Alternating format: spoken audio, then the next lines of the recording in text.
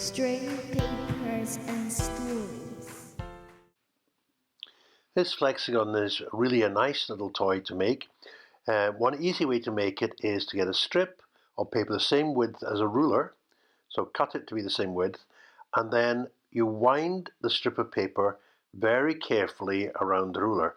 Now that gives you, amazingly, if you do it with touching turns very carefully, you should end up with 60-degree angles all the way along.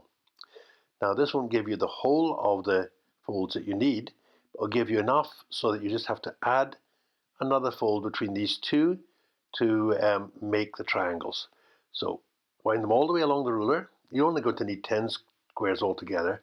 Give a good hard push.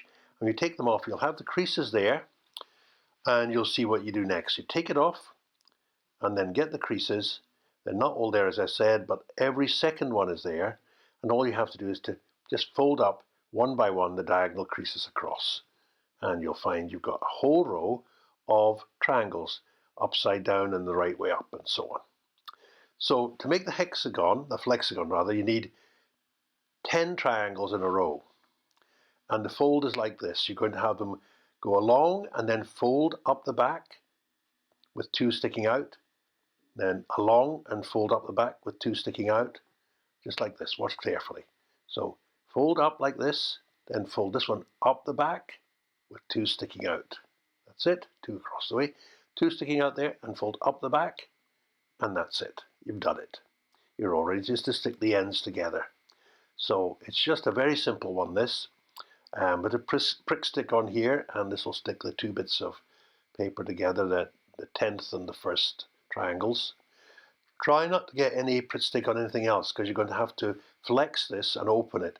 And it does take a bit of time to get the whole thing started, but once it's working, it really is quite wonderful. So here it is, flattened, a hexagon, but it's not really, it's a flexagon. If you pinch the corners, so pinch one corner, then miss one corner, pinch the next corner, miss one corner, pinch the last corner, you'll have the three corners like that. You'll have a little triangle like this. But that's not all.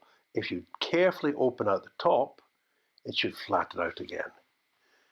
And do the same again. Pinch the same three corners again, and you should find it's possible, yep, just about there, to open out the top one more time.